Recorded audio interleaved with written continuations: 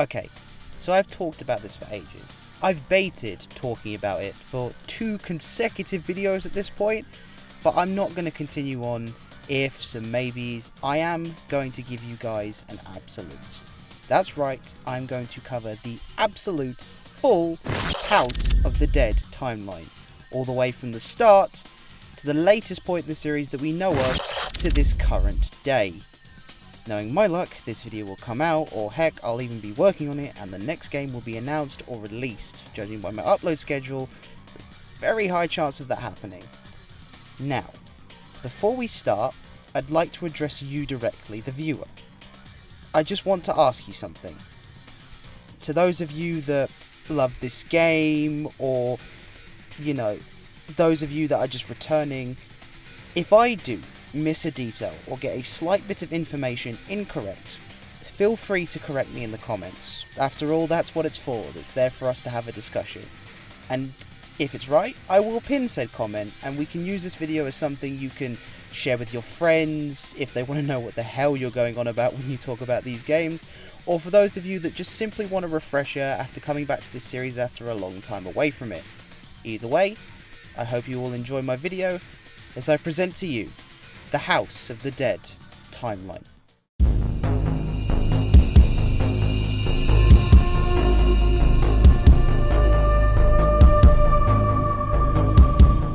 In the year 1880, 3 individuals, that of the Goldman, Curian and the Thornhart families, came together to form an organisation, the DBR Corporation.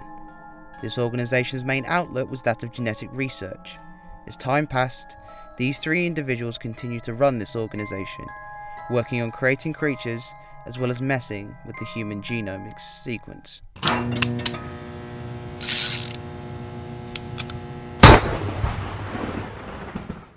On a quick side note, before we start this chapter, and no, this isn't a sponsor deal, I promise.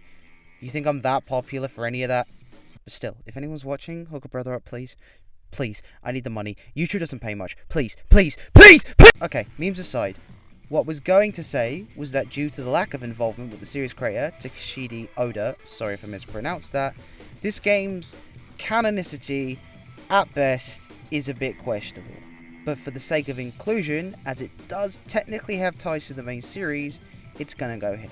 In the year 1991, a mutant outbreak takes place in the small town of Bayou City. It is here we find Rookie Agent G of the AMS Agency, a government agency used to investigate the production of hostile biological engineered creatures. G ends up crossing paths with the detective, Isaac Washington, as they battle their way through the mutant horde terrorizing the town. Starting their journey at the manor of Papa Caesar, the man believed to be behind the outbreak. They come across Caesar in the basement of the manor, talking to one of his scientists, Jasper Gunn. Jasper, upon realizing he was used by Caesar, decides to inject himself with a mutant gene. Isaac and G are forced to fight Jasper while Caesar flees. Because of the shocking nature of the following scenes, they are definitely not recommended for the squeamish or the easily offended. Both G and Isaac are forced to battle their way through hordes across all of Bayou City.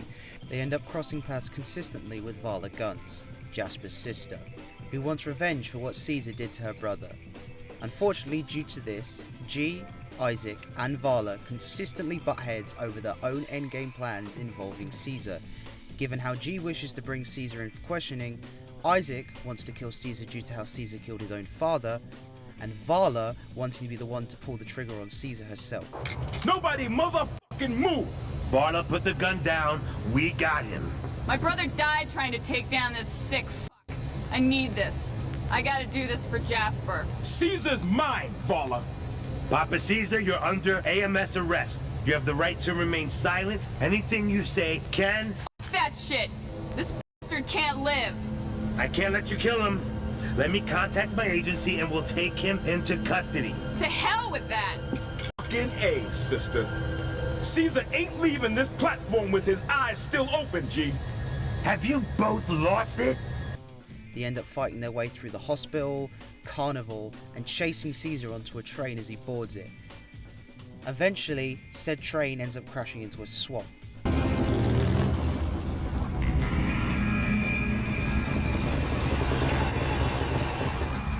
Hey Isaac, you finally found the G-spot, huh? Sorry to ruin the moment. Isaac's back. Here I am. You saw nothing. You hear? Isaac, baby, my lips are sealed. Hey, wake up, Sleeping Beauty. Stop calling me Gwendolyn. Hi there. What happened? You were having a fucking wet dream. Where's Caesar? He was on the train, right? He was up front driving. Let's take a look. Are you gonna help me up? Be gentle, Isaac. You know that's how he likes. No. Please continue, my dear. Usually, I have to dial premium rate for this kind of entertainment. You're mine now, mother. Careful, Washington! Isaac, it's not his he's pressing into my back. Very astute, Miss Guns. Apparently, young Jasper wasn't the only genius in the family. You bastard! You truly are your father's son, Isaac. Like him before you have failed to apprehend. And while I may not have the satisfaction of ending your life, I will take some small comfort in knowing you have been denied your revenge once again. Then it's true? You did kill my old man? Miss Guns, if you'd be so kind, I have business to attend to at the county prison. You kids better come rescue me, okay? We'll find you, Varla! You die tonight, Caesar! Goodbye, Isaac. Washington, I don't know what to say, man. And don't say anything, dip. You heard where he's taking Varla. The quickest way to the prison from here is through that. Lead the way, detective.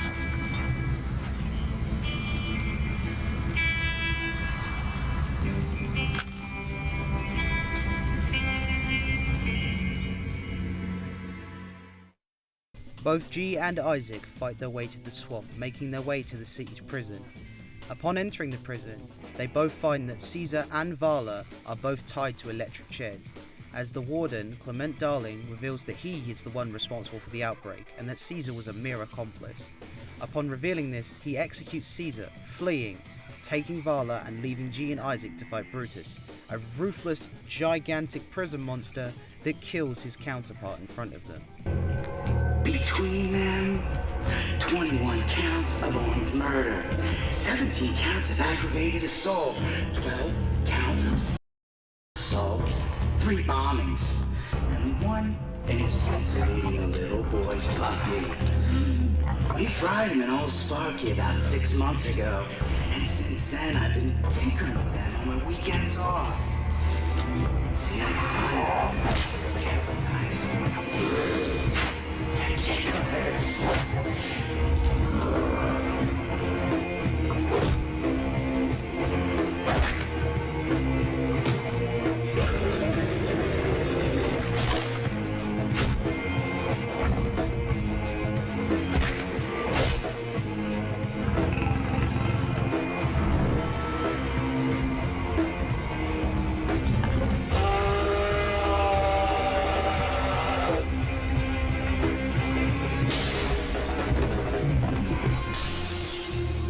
Catching up to Clement in his underground laboratory, Clement reveals that his motive this whole time was to cure his terminally ill mother, who he has a, let's just call it a special relationship with. I'm just a very loving son. Oh! Ew! Going to fucking puke! What the fuck? He then proceeds to place her brain inside of the body of Varla, leading to the body to mutate into a giant creature called Mother. What have you done? I should think that's pretty self-explanatory. Your friend is in that jar over there. She's alive, too. What's left of her. Then your stock just fucking crashed. I love you, Mom. Mom?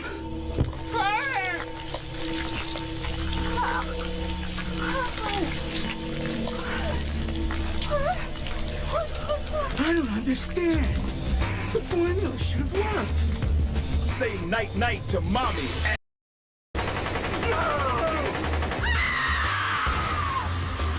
And I think it's past your bedtime, young man.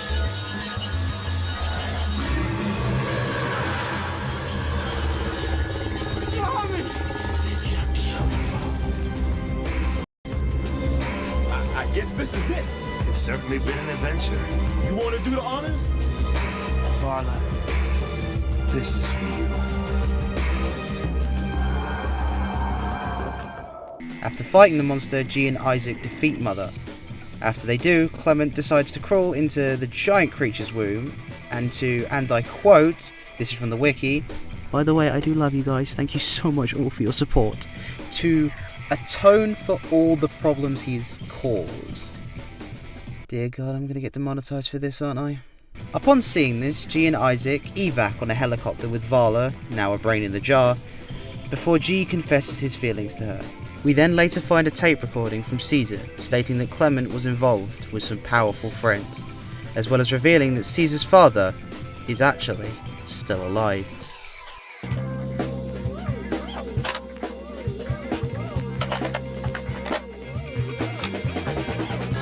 Hello, Isaac. This is Caesar. We've never seen eye to eye, you and I. But I wanted you to be aware of some important things. I find myself burdened with an inexorable sense of moral duty, Isaac. And in the absence of a friend to confide in, I turn to you. You know Clement, darling, yes? The Cretan prison warden. It was he who originally discovered the mutant compound in a secret lab beneath his prison. Clement's ambitions are small-minded, Isaac. But he has friends, powerful friends. And they have had access to the compound for some time. You should know this so you can prepare, Isaac. So you can warn the right people while there's still time. And there's so little time. And one more thing, Isaac. Are you aware your father is still alive?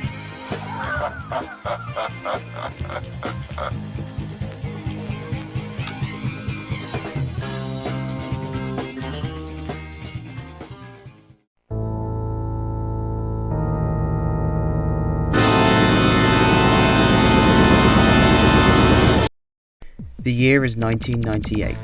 The DBR Corporation is now run by Dr. Curien as head of research and Caleb Goldman. During his time working for the company, Curien begins to use his research to begin working on a cure for his terminally ill son Daniel. As time passes, Curien begins to slowly lose his mind as his research takes its toll on him.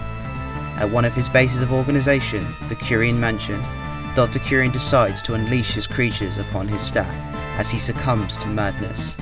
During the outbreak, Sophie Richards leaves a distressed phone call for her fiancé, AMS agent Thomas Rogan. 2 days later, Thomas arrives alongside his partner, Agent G. Upon arriving, G and Thomas witness Sophie being kidnapped by the Hanged Man creature. They fight their way into the mansion before coming across Sophie inside. Once finding Sophie, the chariot arrives, seemingly killing her in front of them. G and Thomas choose to continue, wanting to stop Curien and to put a stop to the outbreak.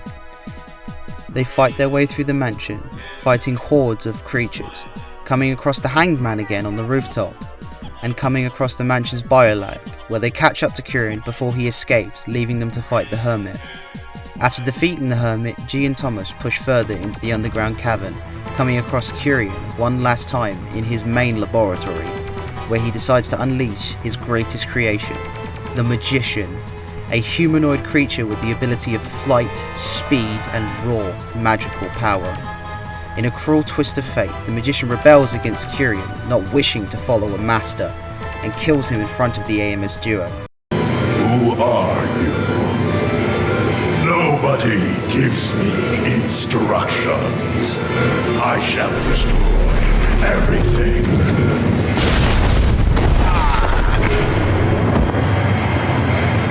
What happened? Why don't you follow my instructions?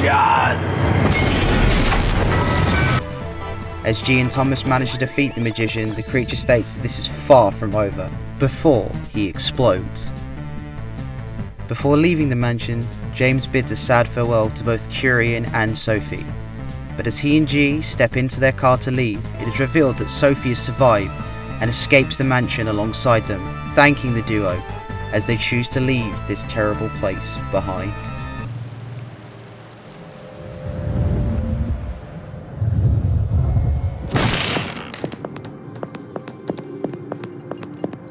Thank you.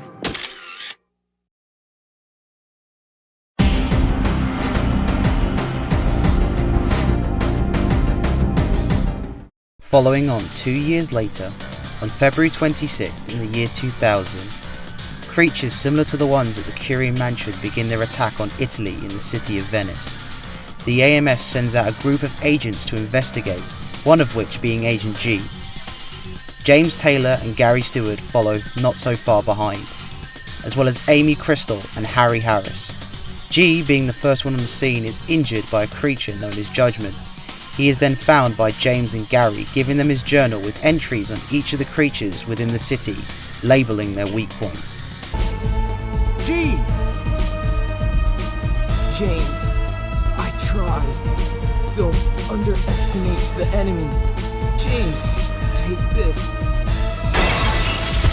They continue to fight their way through the city before coming across and stopping Judgment.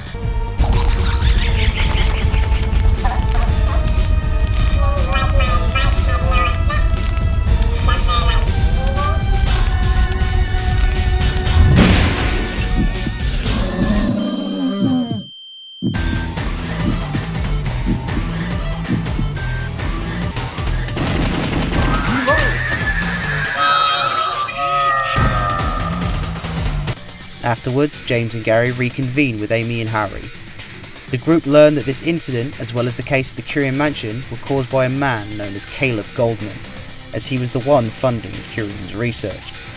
After continuing to fight through the city, killing creatures and saving civilians along the way, Amy receives a phone call from Goldman telling the group that he is in the Colosseum and that he is waiting for them.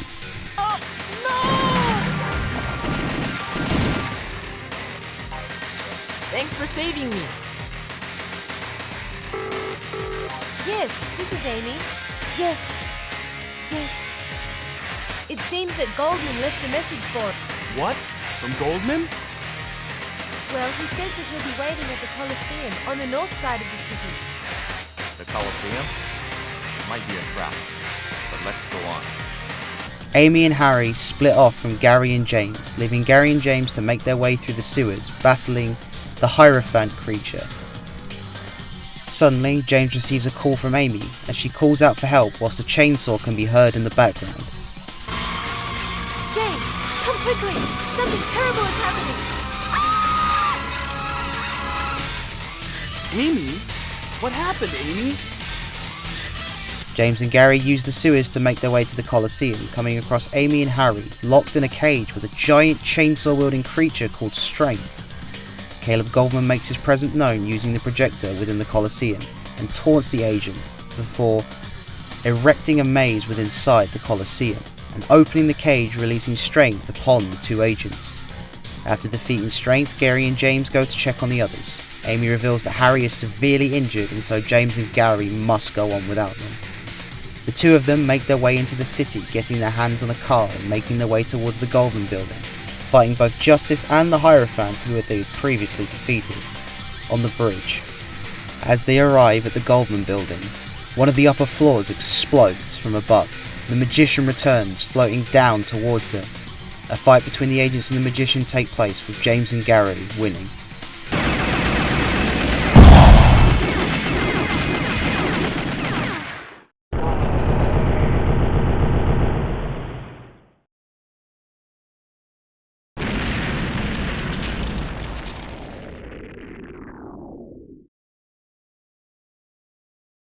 Only man himself can control its fate. You're nothing. Left with nowhere else to go, the agents make their way into the building, killing new creatures that they have never seen before. They then reach Goldman's office, who taunts them and argues that everything that he has done up to this point has needed to be done in order to protect the life cycle, before revealing his latest creation. I've been waiting for you, friends. Goldman! Do you know what you're doing? I'm fully aware of what I'm doing. Can't you see? Man committed a sin, disturbing the life cycle of nature. The original sin that man is responsible to protect the life cycle. I have made a creature to rule over mankind. This is the final battle. Show yourself, our new ruler, the Emperor.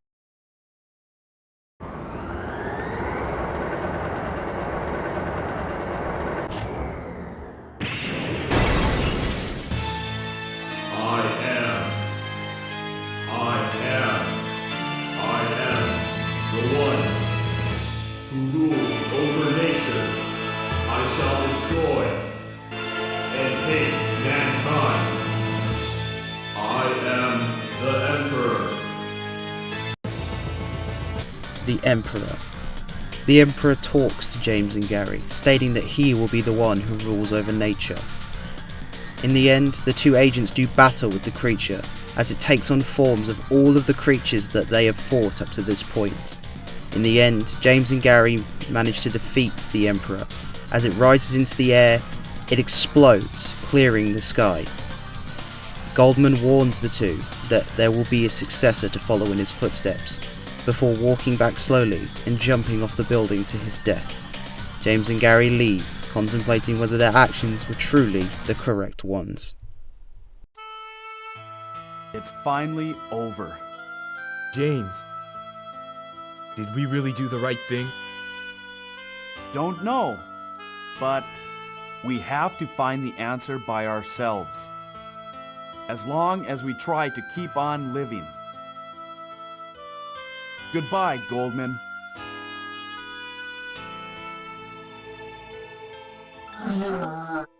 Goldman!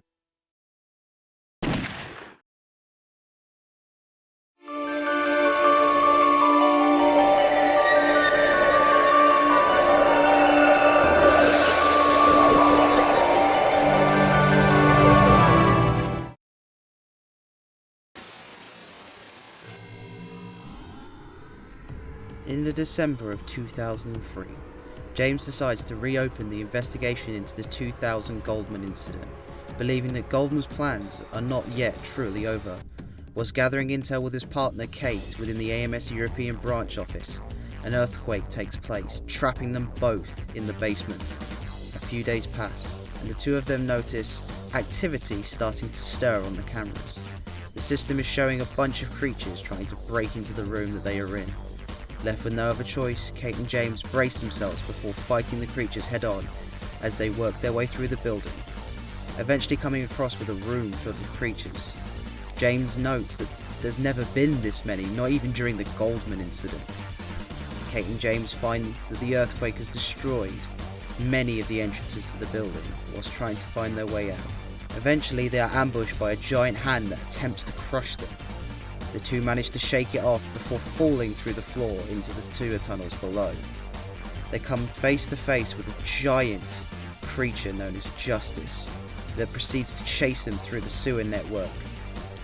After taking down Justice, they decide to find their way out via the sewers, moving through it. Whilst making their way through the sewers, James and Kate come across a computer room. Deciding to use this as a way to find out what's going on the surface, James taps into the computers. Whilst going through the database, he comes across a horrifying realization that the world's nuclear missiles have all been primed and ready to launch across the globe. Upon leaving the office, the two of them come across a set of maintenance elevators and decide to use those to ascend to the surface. Whilst on the elevator, it is suddenly attacked by a giant spider creature. Kate and James are forced to jump from their current elevator to the one rising next to it.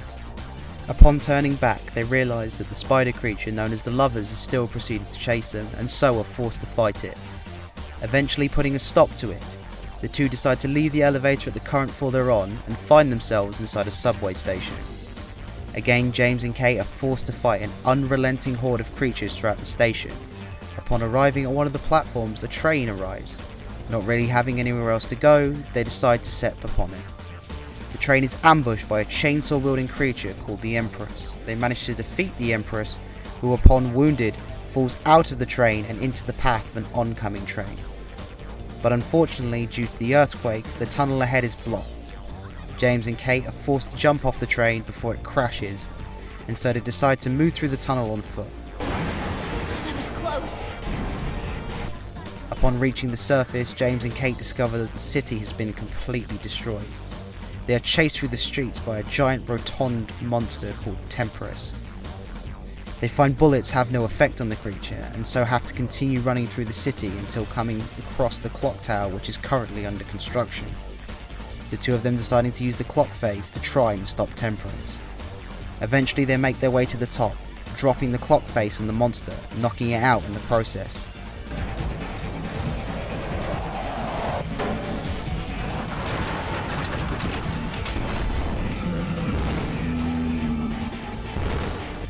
James then receives a message on his PDA system from Goldman and realises that it was left before his death.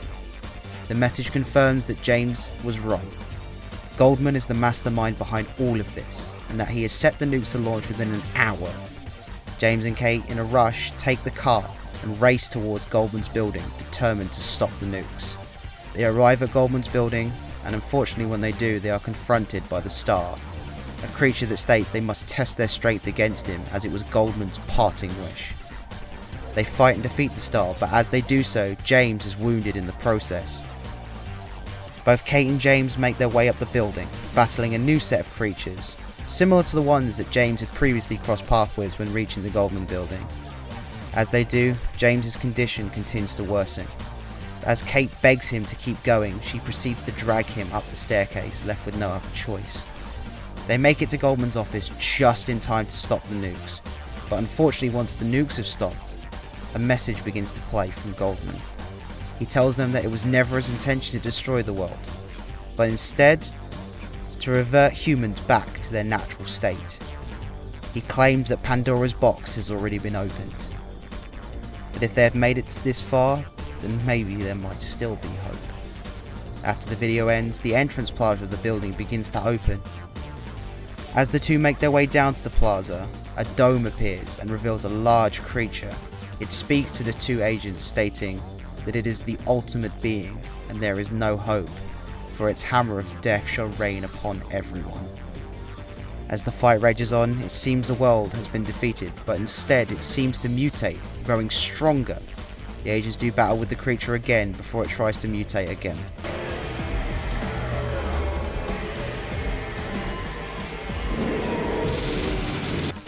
Seeing no other option, James decides the only way to defeat the world is to detonate his PDA inside of the creature, and so chooses to sacrifice himself to the monster, throwing himself towards it. Just before he does, he asks Kate to not give up hope.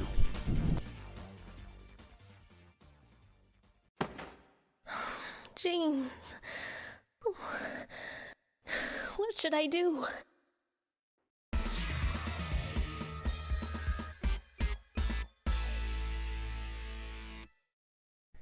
The plan works, killing the monster and James. After James's death, Kate is left to wander around in the city, not truly knowing what to do before being attacked by a horde of creatures. Agent G appears and backs Kate up and claims that the battle is not over. Together, Kate and G begin to push their way into the parking lot before taking the car so they can make their way back to the facility. Upon arriving, they come across a revived Justice in the building's parking garage, who grabs them. They break free of its grasp and begin to fight it through the corridors, eventually killing Justice. Good riddance.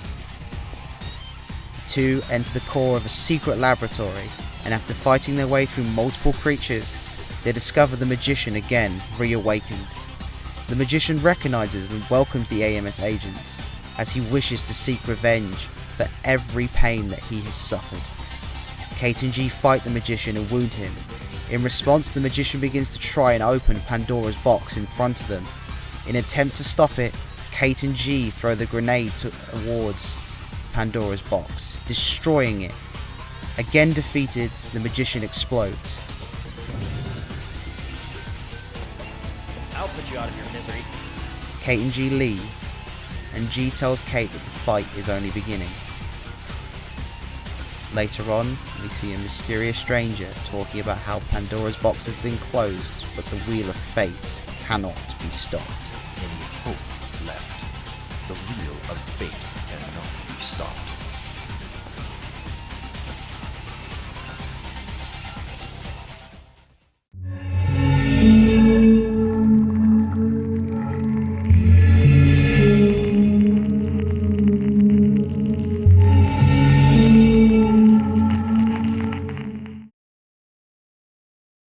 The year is 2006. AMS agent Kate Green, along with Ryan Taylor, James's younger brother, have been asked to investigate the Scarecrow Manor as there is a secret laboratory underneath, working under a mysterious organisation the AMS are yet to uncover. During the function that takes place at night in the mansion, the owner of the mansion releases a horde of creatures on the guests. Kate and Ryan try to escape, making their way to the main hall and coming across it engulfed in flames and crumbling. They decide to attempt an escape via helicopter, but unfortunately are stopped by a horde of creatures. Seeing that the helicopter is about to crash, Kate and Ryan decide to jump, grabbing onto the edge of an upper level.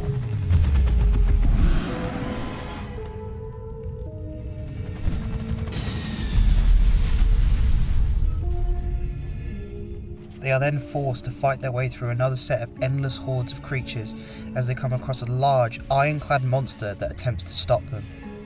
Ryan and Kate make their way to the main plaza of the manor.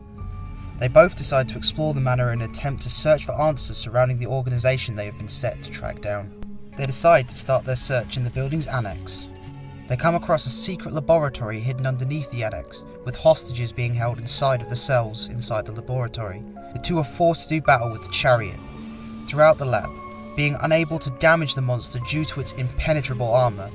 Kate and Ryan manage to finally break through the armour by getting their hands on a pair of rocket launchers. Now exposed, Chariot is taken down by the two.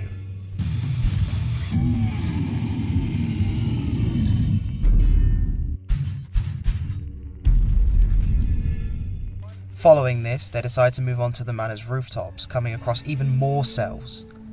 They attempt to make another escape, but the Hanged Man thwarts their attempt.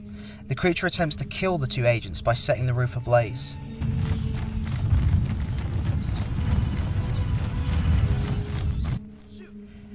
In response, Ryan and Kate fight both the Hanged Man and the growing inferno in front of them before managing to take down this winged creature.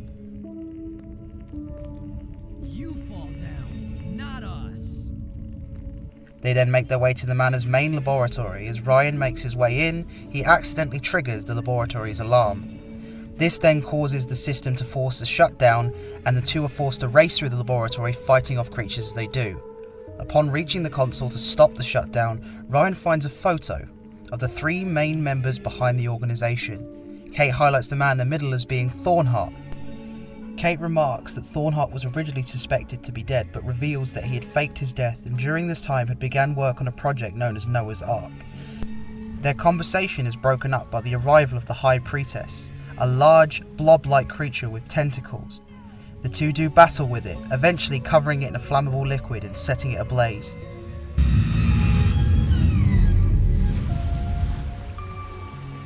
Sleep here forever. Left with nowhere to go, Kate and Ryan decide to make their way underground, beneath the manor. As they push their way through, they discover monuments to both Curian and Goldman. Eventually, they come across Thornheart, choosing to confront him. After Curian and Goldman's deaths, Thornheart sought to use Noah's Ark to evolve humanity.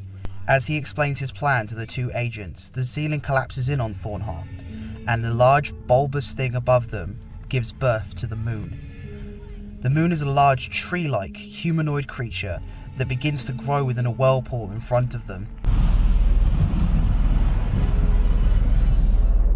Kate and Ryan attempt to fight the monster, but it continues to prove to be resilient to gunfire. They decide to take an elevated position above the monster, and as they try to fight it, nothing seems to work. Seeing no other option, Ryan grabs a nearby pole and leaps towards the moon, stabbing it straight into the forehead of the creature.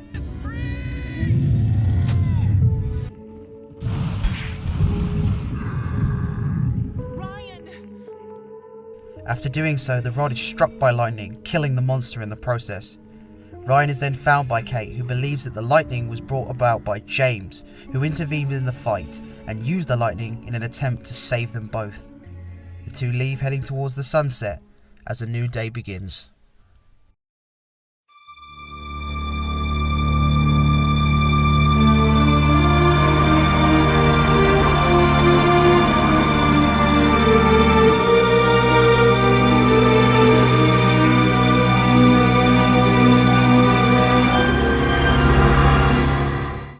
In the year 2019, the world has been reduced to shambles. AMS agent Thomas Rogan brings along a team of military commandos to push forward with a raid upon the EFI research facility, as it is believed to hold the source to the fall of humanity.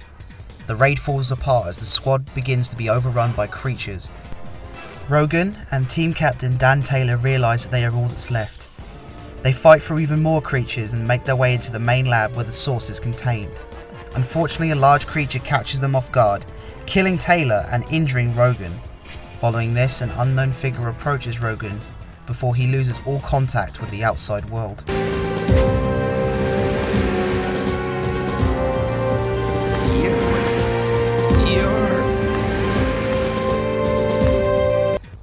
Two weeks later, on October 31st, Rogan's daughter Lisa and his former partner G arrive at the EFI research facility and begin to search for him. They find creatures roaming the facility as they make their way towards the entrance. Upon reaching the toll gate, the ground behind them is destroyed, revealing a large creature called Death, a large humanoid in a security guard uniform, the creature that attacked Rogan at the start. The two run, making their way towards the facility, managing to close Death behind an iron door before entering the elevator.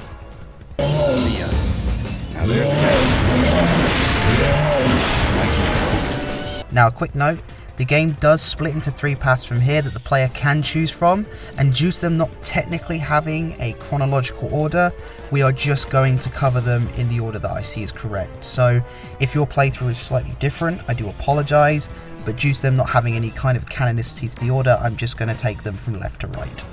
The two of them take the elevator to the building's genome ward. On their way up, Lisa asks G what happened to the world. G begins to explain that the cause of this all was the 1998 Curian case, but Thomas Rogan and he put a stop to that. G, what happened to the world? The 1998 Curian Mansion case happened, I suppose. The project was a threat to humanity itself. Your father and I put a stop to it, though. The two agents continue to make their way through the genome ward until finding themselves in a giant cage filled with strung up bodies. This appears to be some kind of feeding ground. It turns out to be true and they are attacked by the Fool, a large sloth-like creature. The two eventually defeat it and make their way along to another elevator where G remarks it's clear that someone is very much trying to carry on Curian's legacy. Had enough yet? So, you and my father stopped Curian's plans, right? Maybe someone's trying to continue his legacy. G asks Lisa about the relationship she has with her father. Lisa explains that Rogan was never there for them and that she has very little memories about spending time with her father and her mother. She's extremely annoyed about this and proclaims that she should probably slap him up the head for putting them through all this trouble. When exiting the elevator, they are met with the bio facility, covered in vines and almost resembling a jungle. Continuing to fight creatures, they make their way into a large chamber. They're then attacked by a set of long, vine-like tentacles, these belonging to the sun, a mutated tree covered in the faces of people. After a long battle with the creature, Lisa finds her way out, and finds that it's covered with vines. As she blasts her way past them, they make their way to another side of the facility and into another elevator.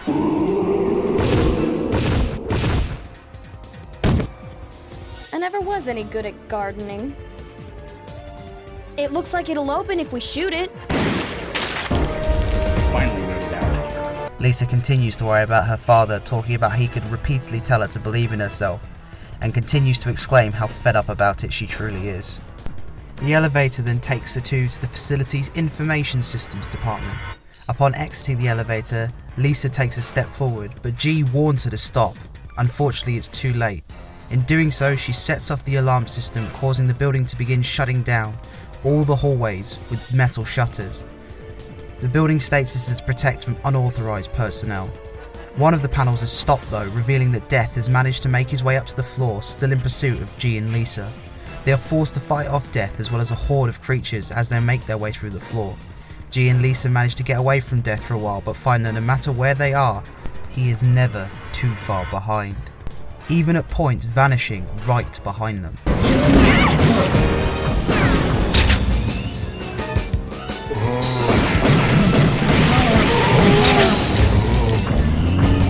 Eventually, they fight their way towards the end of the level.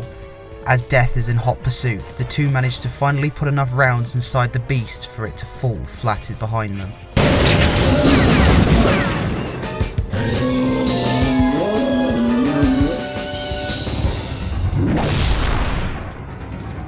When a lady says no, she means it. When they make their way to the elevator, Lisa apologizes to G for being so stubborn. As they make their way up, he simply tells her that there's nothing to worry about. The two of them finally reach the top floor and find Rogan injured and under the care of Daniel Curian, Dr. Curian's son, who he'd originally attempted to cure with his research before succumbing to madness. Dad! I knew you were alive! I figured G would bring you here.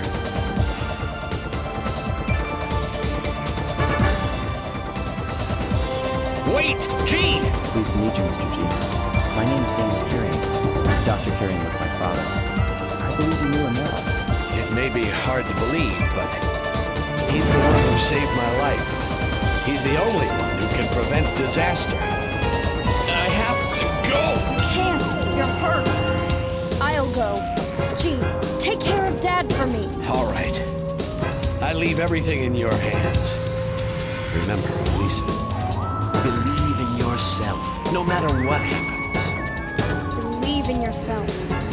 Lisa, I finally understand what that really means now. The accursed wheel of fate. Just wait. G decides to stay behind and take care of Rogan whilst Daniel and Lisa push forward. The two of them come across the remains of Rogan's squad, now turned into creatures, and fight them. As they battle their way to the main laboratory, it is revealed within the main chamber lies Curian, undergoing a process of resurrection for the past 19 years. Daniel, in an attempt to stop Curian, hacks into the Wheel of Fate's programming, forcing it to prematurely awaken. The two do battle with Curian as it twists and warps reality around them, before finally being defeated. Curian laments them about how overpopulated the world is and begs Daniel to forgive him. Daniel refuses his father's request and alongside Lisa blasts away Curian and destroys the Wheel of Fate. This is the world you humans want. The world is overpopulated. Even you must realize that. Daniel, you need me. This is our future. We'll handle it ourselves. You've got bigger problems to worry about. You're not my father!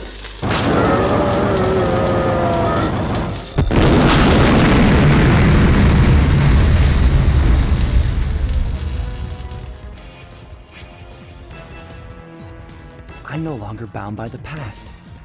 I begin walking toward the future. Hey, let's go! They're waiting for us. We now follow up with Rogan and G leaving the facility as G talks to Rogan about how the future of humanity is now left uncertain. Rogan responds with optimism that it is down to the next generation as they need to believe in themselves and walk their own path. G laughs at this as they walk away. We follow up later with Lisa and Daniel making their way from the entrance of the facility. Daniel turns and talks to his deceased father, stating that if humanity is to go down the wrong path, he will return here again. Lisa and him leave, setting off into the night. What's wrong? Lisa, could you wait for a second? This place was my whole life. Goodbye, Father.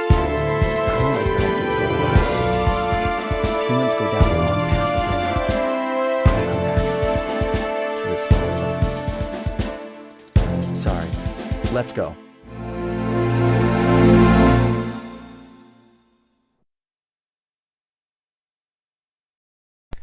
And so far, that is the entire story of the House of the Dead.